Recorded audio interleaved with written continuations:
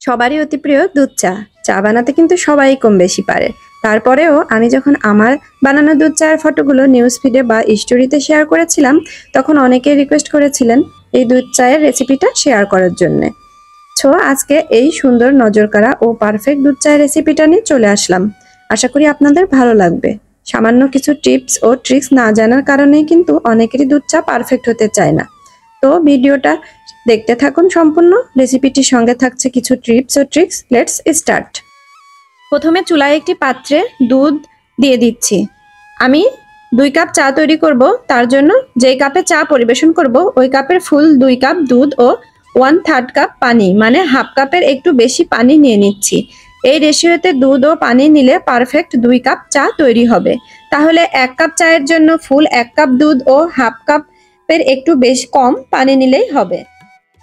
তাহলেই 1 cup perfect চা তৈরি হবে। আপনারা যত কাপ চা তৈরি করবেন এই রেশিওটা ফলো করলেই আশা করি পারফেক্ট দুধ চা তৈরি হবে।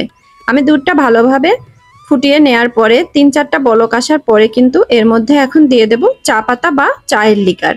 চা পাতা বা চায়ের লিকারটা একটু ভালো কোম্পানির বা ভালো কোয়ালিটির হতে হবে। ভালো কোয়ালিটির চা পাতা না হলে কিন্তু ভালো ফ্লেভার ও ভালো কালার আসবে না। এই জন্য চা পাতাটা চেষ্টা করবেন একটু ভালো কোয়ালিটির বা একটু ব্র্যান্ডের চা পাতা নেওয়ার জন্য।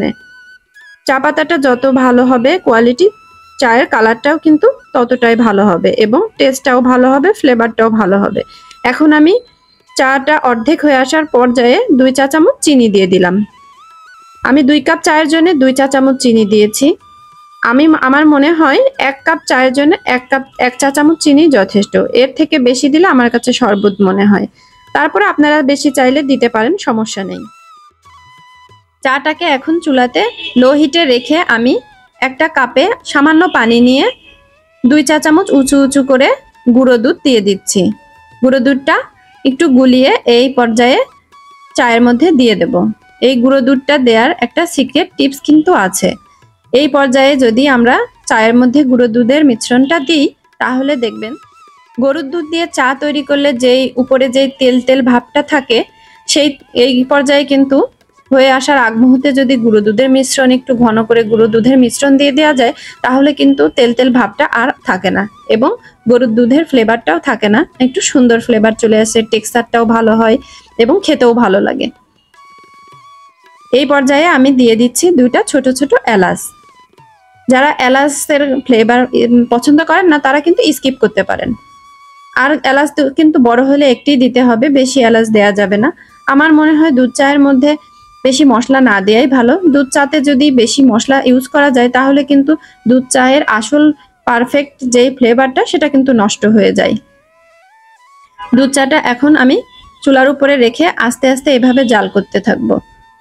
জাল করে দেখবেন জাল করতে করতে এক পর্যায়ে সুন্দর একটা কালার চলে আসবে এবং সুন্দর একটা ফ্লেভারও বের হবে।